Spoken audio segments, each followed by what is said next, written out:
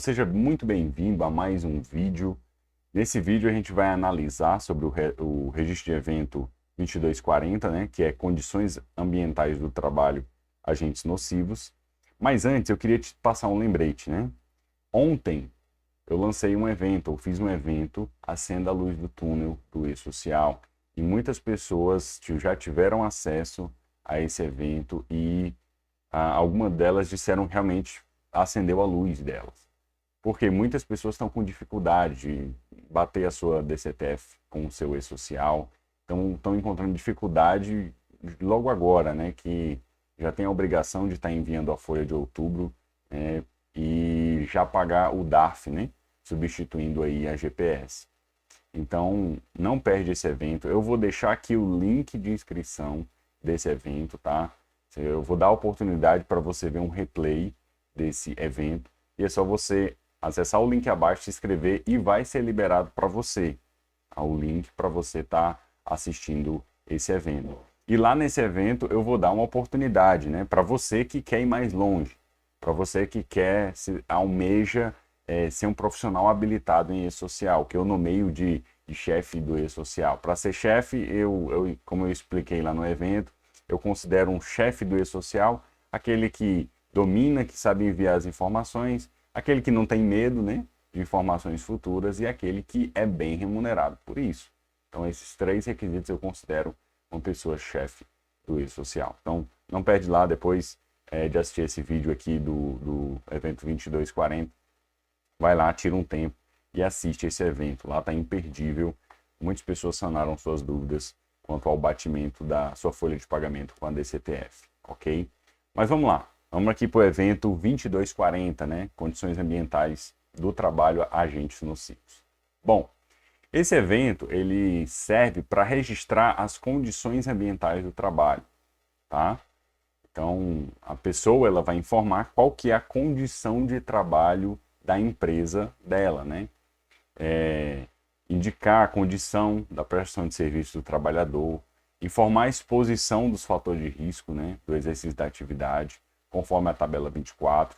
Se você não sabe onde é que está essa tabela, eu vou deixar o link aqui para você também abaixo, com acesso a essa tabela. E a tabela 24, ela traz uma N lista, né, de fatores de risco, né?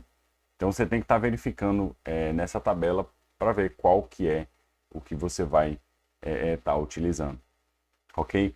Você vai pegar, né, esse programa e fazer a análise dele, certo?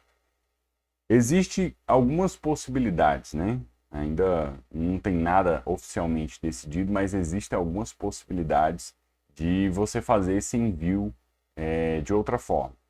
Então, quais são as possibilidades? A possibilidade número 1 é a possibilidade da própria clínica enviar informação.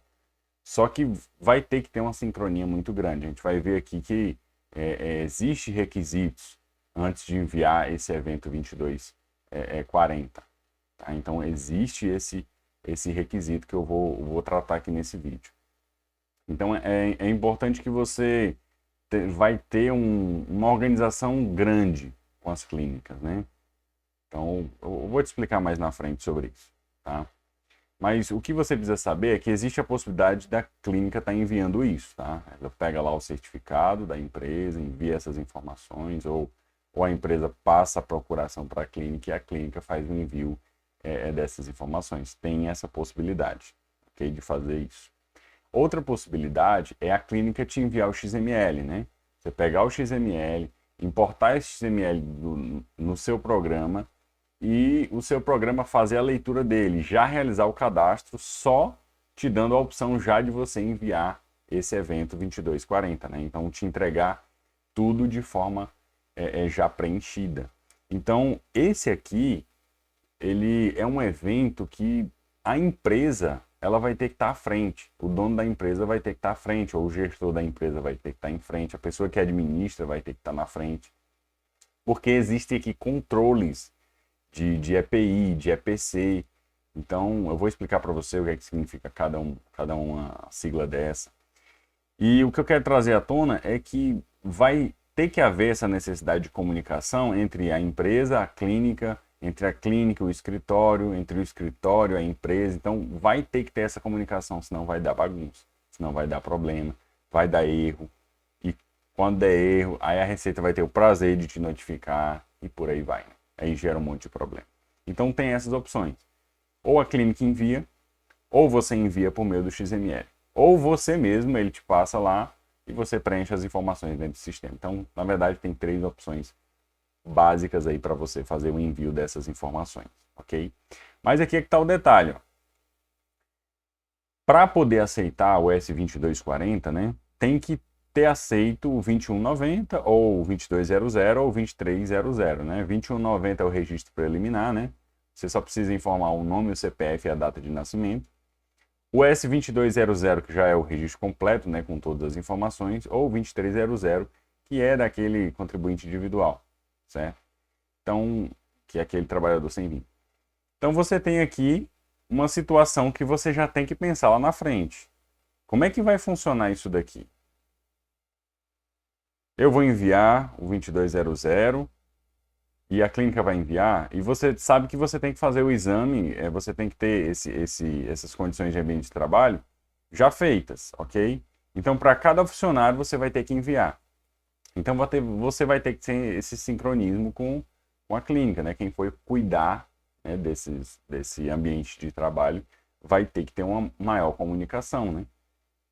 Para você poder enviar esse funcionário tá com esse fator de risco. Tá? Então, só quero deixar claro para você isso. Você vai ter que constantemente estar conversando com quem estiver cuidando aqui das condições ambientais do trabalho. Quem cuidar desses agentes nocivos. Caso ele tenha que vir as informações. Ok? Então, só essa cautela aqui quanto ao envio desse evento. Tá? Quem que está obrigado? Bom, conforme o manual, né?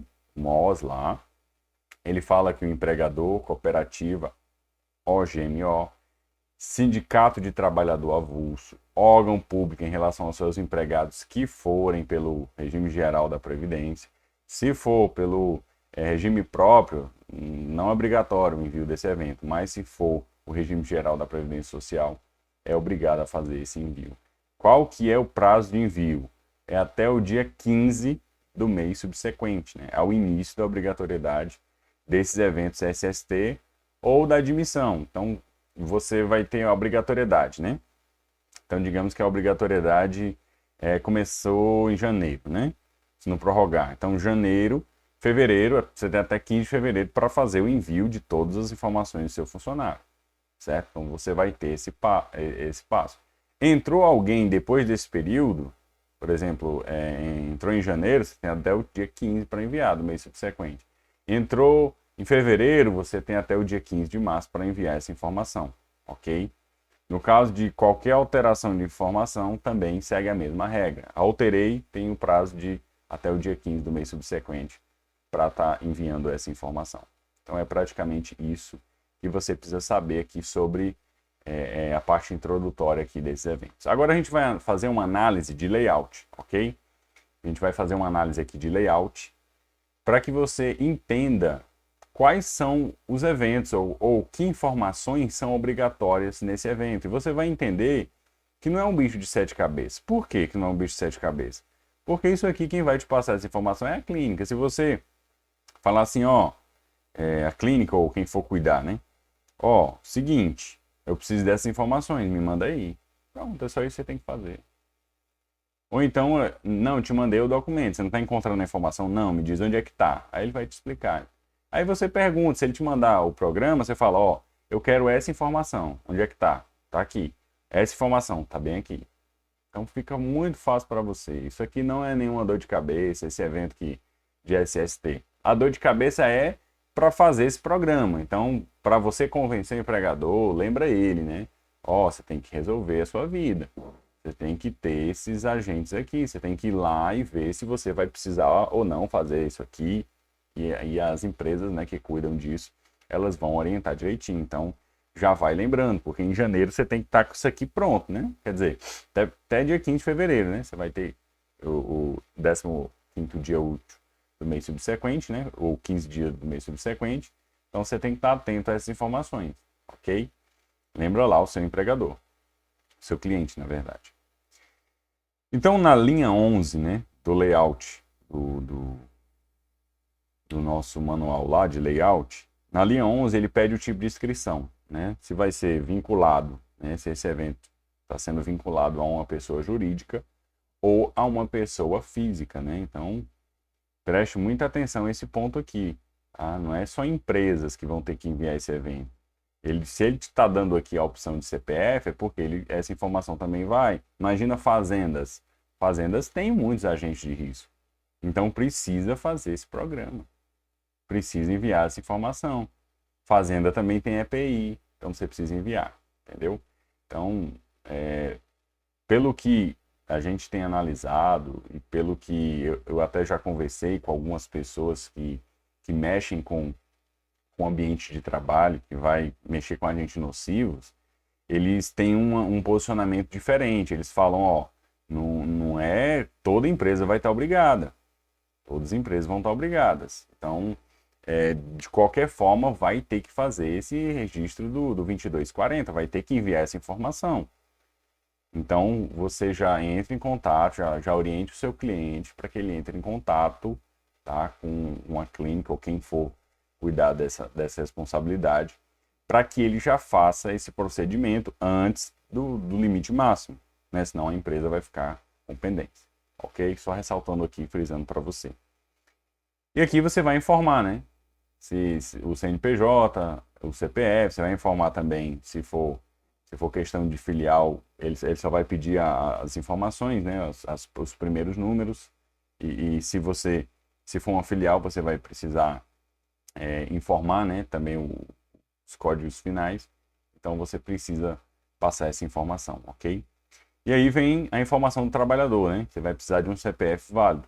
Então esse evento aqui, para ser validado, ele precisa desse CPF. Então por isso que você viu lá atrás que até no registro preliminar já é possível fazer o envio dessa informação.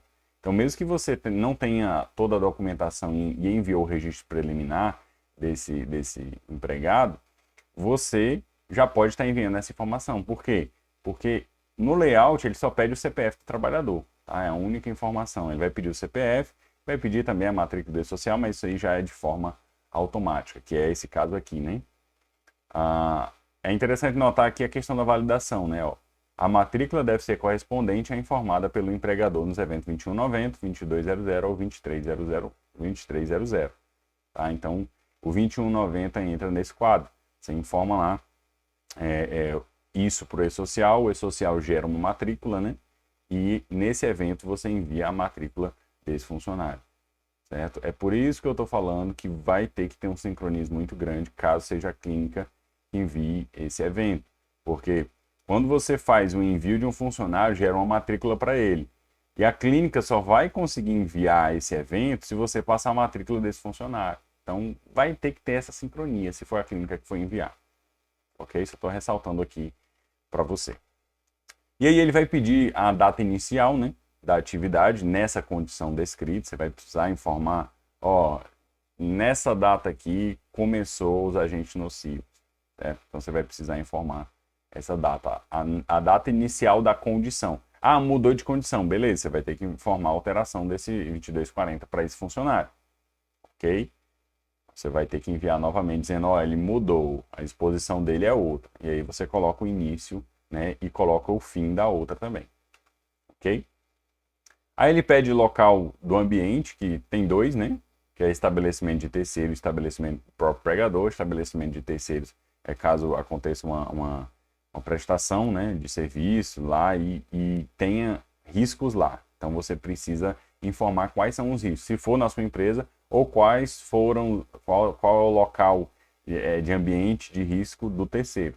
Tá? Então você vai ter que diferenciar essa informação aqui também. Beleza?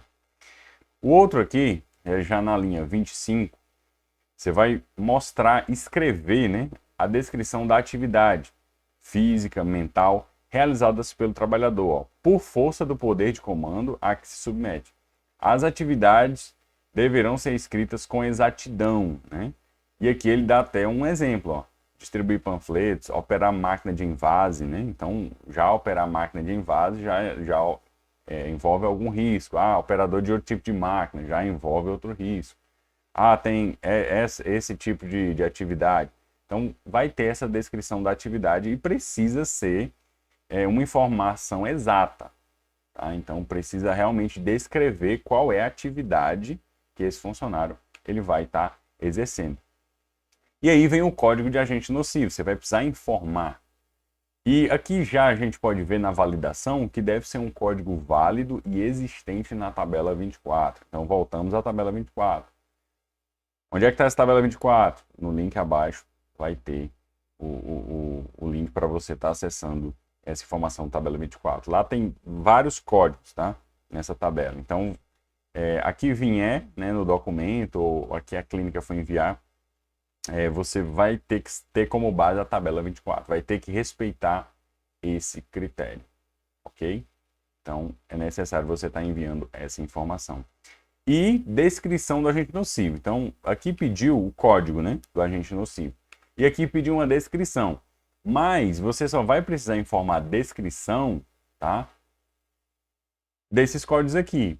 Então, você vai pôr descrição do agente nocivo, conforme a validação fala aqui, preenchimento obrigatório se os códigos forem esses alistados aqui.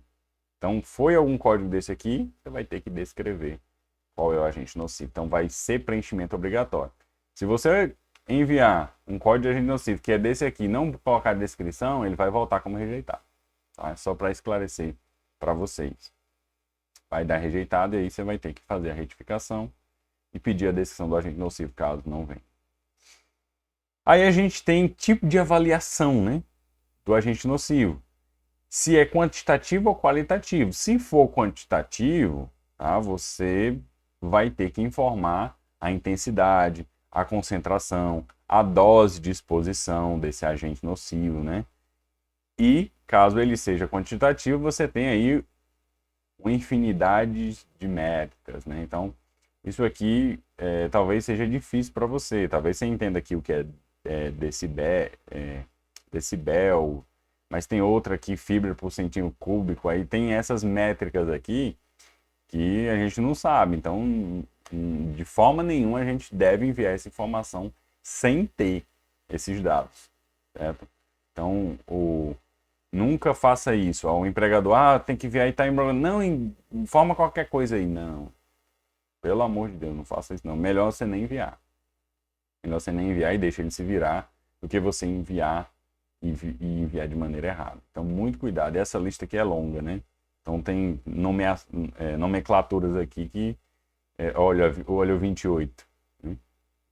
O que é isso? O que é que isso mede? Então, isso aqui é mais para realmente o técnico, o segurança do trabalho e por aí vai, né? O técnico de medicina do trabalho que tem esse conhecimento sobre o que é essas unidades de medida. Então, ele vai passar para você. Então, não fique com medo quanto a essas doses aqui de concentração diária, porque ele vai vir, né? Ele tem que pedir essa informação.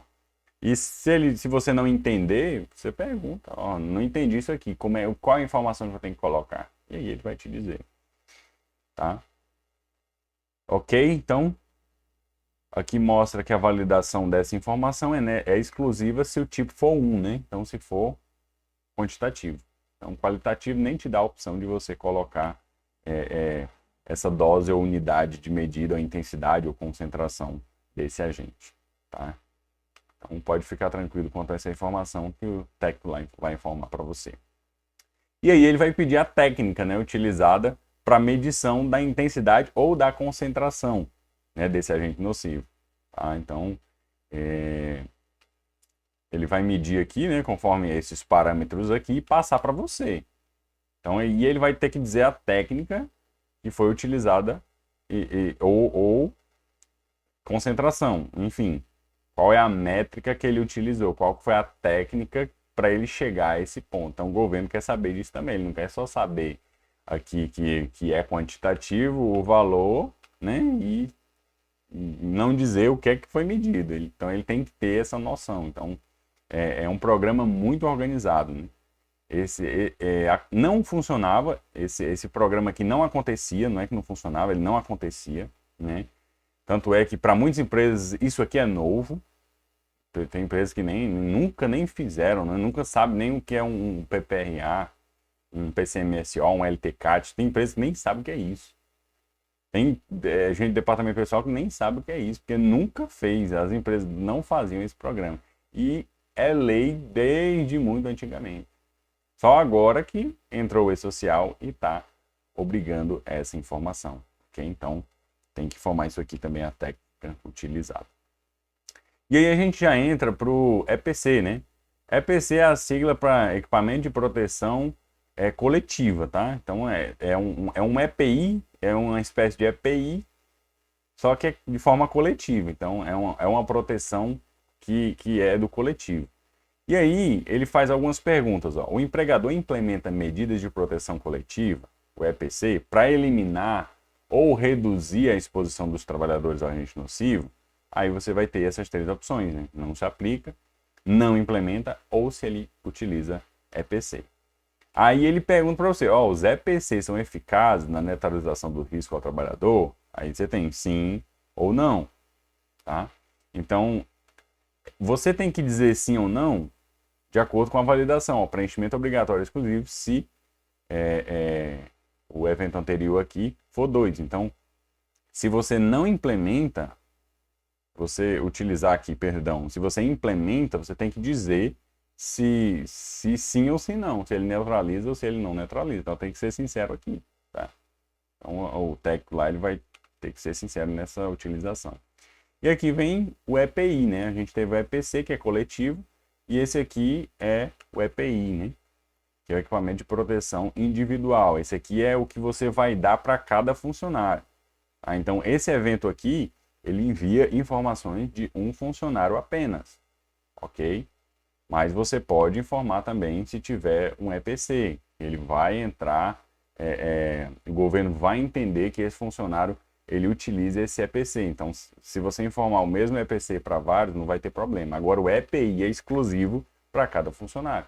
E aí você vai dizer, não se aplica, não é utilizado ou se é utilizado. E aí, se for utilizado, ele vai te fazer a mesma pergunta da anterior. É eficaz para a neutralização do risco? Aí vai responder sim ou se não. Aí o que é que ele vai pedir? Olha só, a organização que vai ser necessária para esse evento. Você vai ter que ter a numeração, a CA. Não sei se você sabe a CA, mas se você pegar um EPI, você vai ver lá uma CA, que é o certificado de aprovação. Tá? Todo EPI tem a CA. E você vai ter que colocar o número, tá? O número desse EPI tá lá, ok?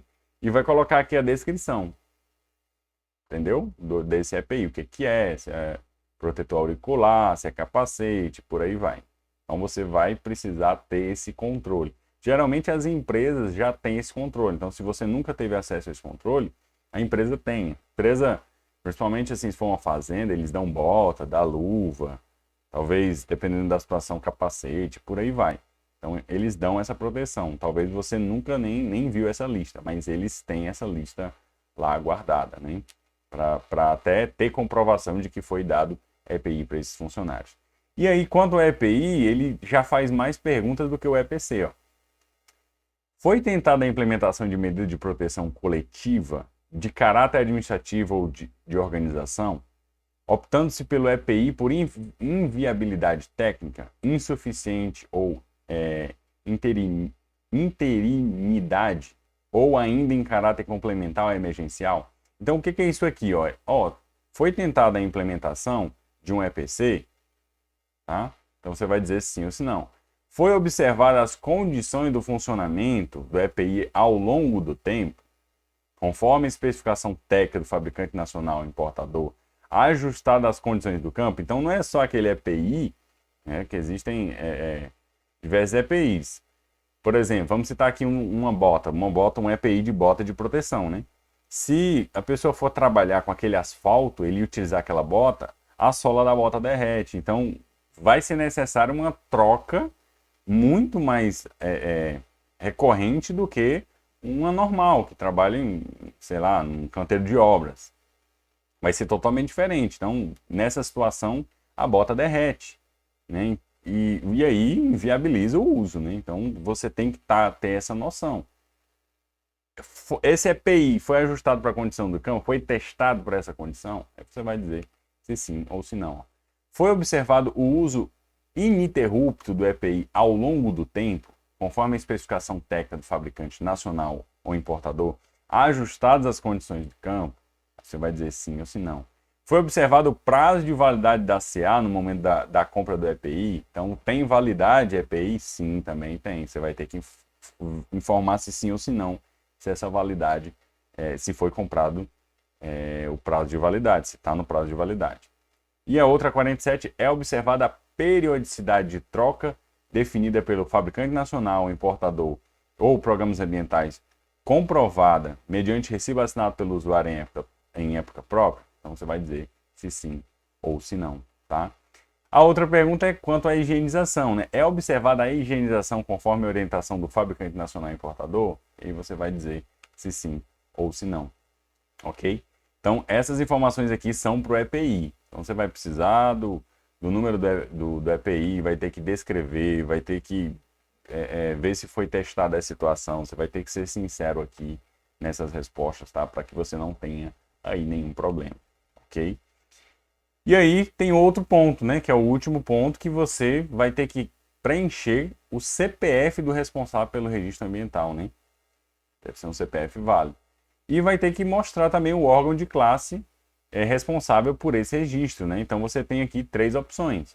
Conselho Regional de Medicina, CRM, ou um médico do trabalho. Conselho Regional de Engenharia e Agronomia, o CREA, também. Aí você vai colocar, né, o CREA lá nessa informação. Ou se for outro também, você coloca a informação e a descrição da sigla do órgão de classe responsável. E é isso que você precisa saber sobre o evento 2240. Então, você vê que não tem muito segredo, né? No layout aqui a gente tem a resposta de quais informações, né, a gente precisa estar enviando aí para o e-social, ok? Eu queria tirar essas dúvidas aqui para você. E lembrar mais uma vez, né? Assista o evento Acenda a Luz do Túnel do e-social. Estou dando uma oportunidade, essa oportunidade vai acabar dia 15. Dia 15 eu vou tirar esse evento do ar, então aproveite enquanto é tempo. E eu indico que você vá lá hoje, né, dia 11, quinta-feira, você vá lá que tem uma oportunidade só para hoje, tá? Então assista o evento, tire as dúvidas que você tem, né? Lá eu falo sobre o S1000, eu falo sobre o S1005, explico para você o que você precisa entender do S1005, falo sobre tabela de Rupert, falo sobre você fazer análise de folha, tá? Então assiste lá, é um conteúdo de muito valor para você. E aí, se você quiser alavancar, você se tornar um profissional mais habilitado em social, eu te dou uma oportunidade lá. Vou deixar você curioso. E para ter acesso, você precisa acessar o link que está aqui abaixo do vídeo. Tá? Vai ter os 2 links, né? Vai ter o link aqui das tabelas, onde você vai ver a tabela 24. E vai ter o link desse evento. Então tira um tempo, assiste ele ainda hoje. Tá? Assiste ele ainda hoje, que tem lá uma opção que eu vou te dar para você conseguir alavancar ainda mais o seu profissional, ok? Muito obrigado por ter assistido esse vídeo até aqui e até um próximo vídeo aqui no canal DP Digital 100.